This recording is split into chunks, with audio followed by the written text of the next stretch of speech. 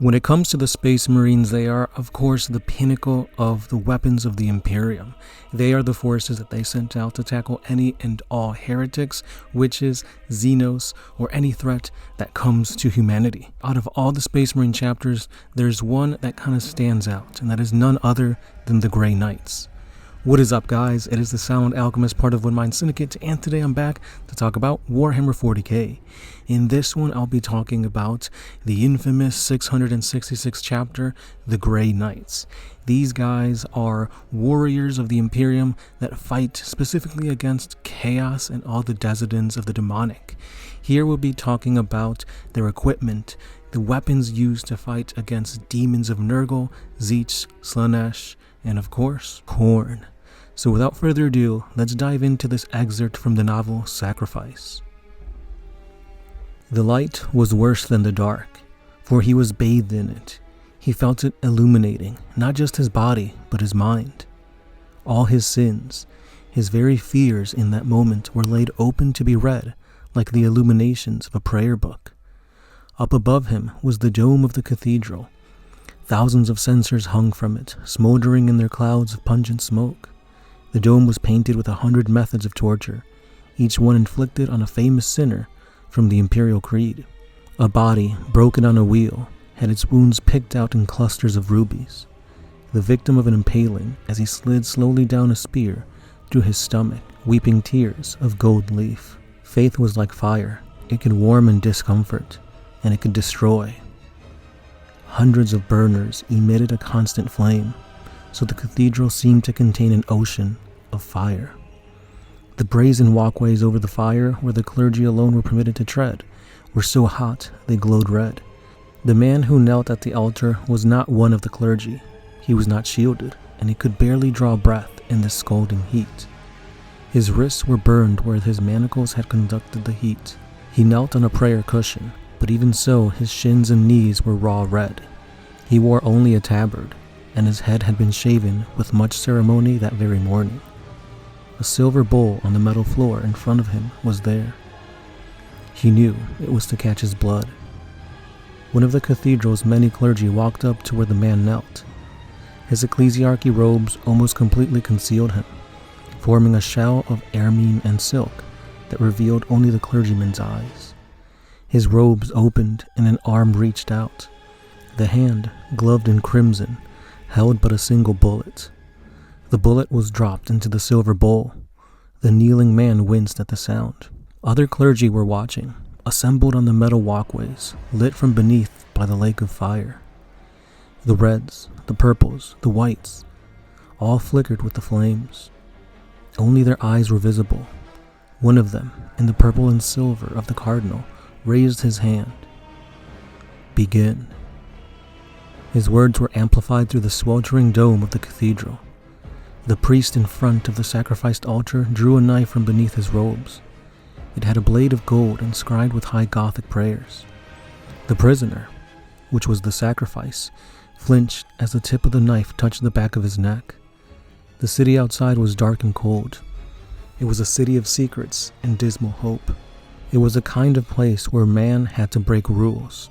In every side street and basements, there was someone who would break these rules. Fake identity papers, illicit deals in substances, even murder was all around for the right price. Some of those criminals would open up a slit in a customer's abdomen and implant an internal pouch where a small item can be concealed so well that even if the carrier was stripped to the waist and forced to kneel at the sacrificial altar, it would remain hidden. The sacrifice had also paid what little he had to one of his fingernails replaced with a miniature blade. As the priest in front of him raised the knife to the air and looked up towards the dome, the sacrifice used this tiny blade to open up the old scar in the side of his abdomen. Pinpricks of pain flared where the nerve endings had not been properly killed in that dingy basement surgery. The sacrifice's stomach lurched as his fingers slipped inside the wound, and along the slippery sides of the implanted pouch, his fingers closed on the grip of the gun. By his blood, intoned the priest, shed by this blade, shall the weapon be consecrated. O Emperor on high, O Lord of mankind, O Father of our futures, Look upon this offering." The sacrifice jumped to his feet, the metal scorching his soles. With his free hand, he grabbed the priest's wrist and wrenched it behind his back, spinning the man around. With the other, he put the muzzle of the miniature pistol to the back of the priest's head. A ripple of alarm ran through the cathedral. The clergy looked from afar to one another, as if one of them would explain that this was just another variation of the ritual they had all seen hundreds of times before. "I am walking out of here," shouted the sacrifice. "Do you understand? When I am free and deep in the city, I will let him go. If you try to stop me or follow me, I will kill him. His life is worth a lot more than one sacred bullet. Don't make me a murderer." The assembled clergy took a collective step backwards. Only the cardinal did not move. Even with his face hidden, the presence and the authority that made him a cardinal filled the cathedral. Voxcasters concealed in the dome sent his voice booming over the flames. "Do not presume to know," said the cardinal, "what a life is worth to me. Not when I serve an imperium where 1 billion brave men die every day. Not when the emperor alone can number those who have died in his name. Do not presume to know. Be grateful instead that we have given you the chance to serve him in death." The sacrifice forced the priest forwards a few steps. The pistol pressed against the layers of silk between it and the priest's skull. The sacrifice held the priest in front of him as if shielding himself from something the cardinal might do. "No one needs to know you let me go," he said. "The priests will do whatever you say. They will hold their tongues, and I will simply disappear. No one will ever know." "The emperor watches," replied the cardinal. "The emperor will know. Then cut 100 other men's throats on this altar to keep him happy. 100 killers. There are plenty of them out there. 100 sinners. But not me. I am a good man. I do not deserve to die here." The cardinal held out his hands as if he was on the pulpit, encompassing a great congregation.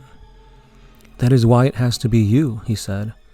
"What worth is the blood of a sinner?"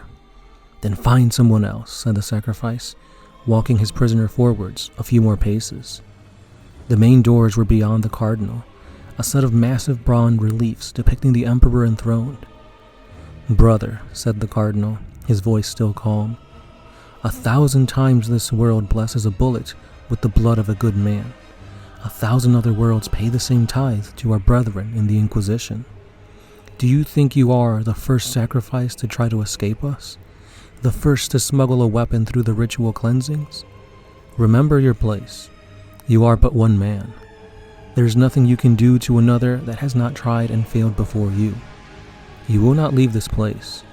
You will kneel and die, and your blood will consecrate our offering." "This man will die," hissed the sacrifice, "or I will be free." The cardinal drew something from inside his robes. It was a simple silver chain, with a single red gemstone in its setting. The sacrifice froze. Recognition flooded his face as his eyes focused on the necklace in the cardinal's hand. "Talia," he said. "If you do not kneel and bare your throat to the emperor's blade," said the cardinal, "then she will take her place. She is a good person, is she not?" The sacrifice stepped back from his prisoner. He did not look away from the necklace as the backs of his legs touched the scalding metal of the altar. He threw the gun off onto the walkway, into the flames. He knelt down and bowed his head over the silver bowl with its bullet. "Continue," said the cardinal. The sacrifice did not have time to cry out in pain, where the sacrificial knife severed his spinal cord with a practiced thrust, and opened up the veins and the arteries of his throat. He had just the time to see the bullet immersed in his dark red blood before darkness fell.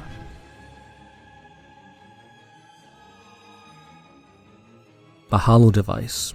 It projected a huge image that took up most of the map room, shimmering above the heads of the blank-minded crew. Xanth perceived it through the echoes of their eyes. It was a vast furnace, its every dimension picked out in shimmering lines of light. The sight of it filled Xanth with revulsion, turning the stomach in her body several decks below. The image was so detailed that Xanth could shrink her perception and enter it, fitting through its vast vaulted rooms and side chapels.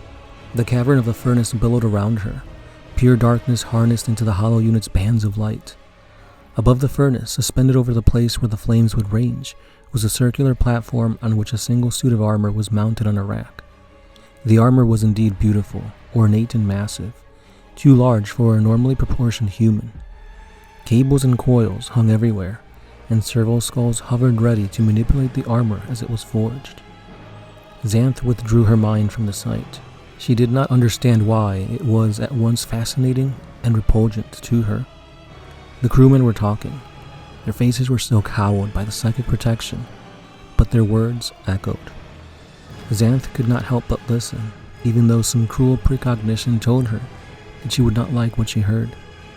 Xanth could not match the voices to the shadowy figures grouped around the map table, but their meaning was clear to her, as if some force wanted her to understand. Do they know? Of course they do not. But what if they did? It is of no concern anyway. Without them to fuel the forge, the armor's wards would not be imbued with their power. The only concern we have is that the armor is forged, and the Grey Knights receive their tithe.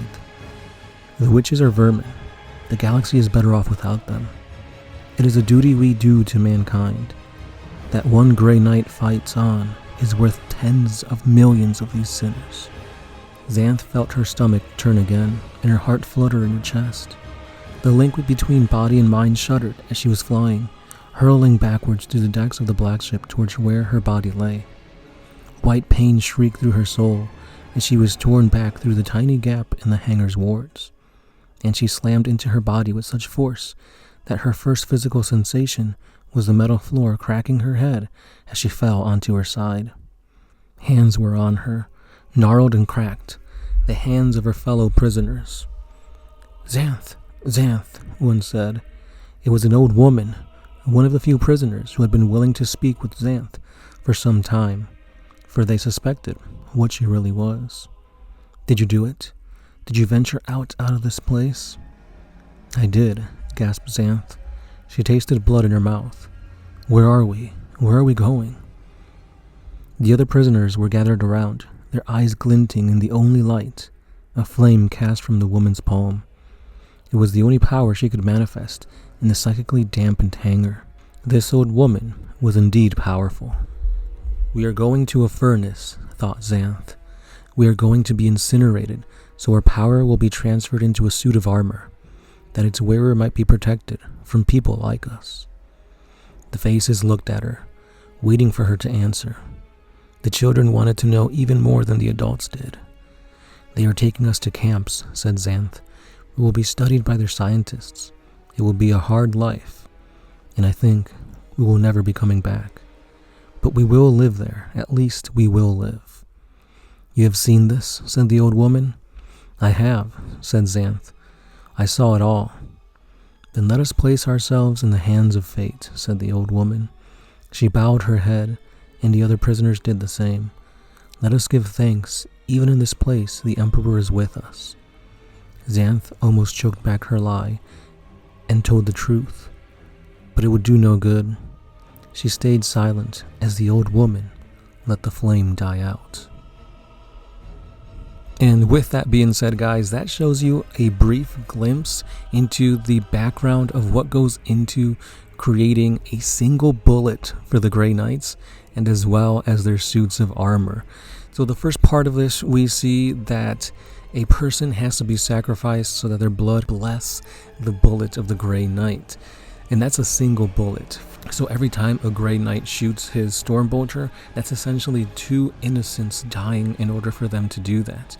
And every time they don their psychically powerful armor, that is a bunch of psychers that have died in order for their armor to be blessed. So thousands of people have to be sacrificed for the Grey Knights to be combat effective. And that's just for the Grey Knights, a singular Grey Knight.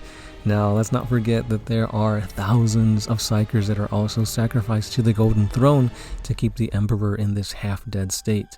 So yes, indeed, this proves that in 40K, to be a human, you are indeed living a grimdark life, no matter where you are. Best, you could probably be a rogue trader or maybe a high lord or a family member to a high lord, but chances are you're not going to be living a great life.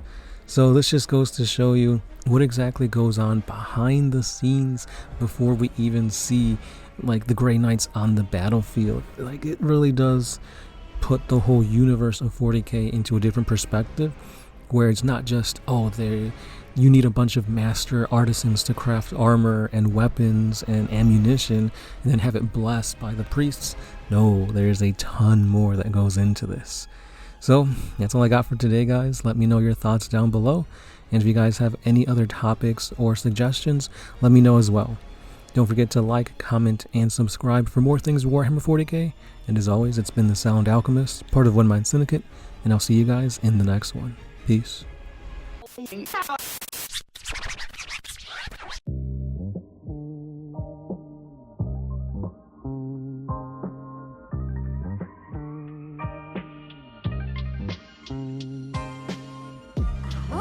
used to put my freedom first in any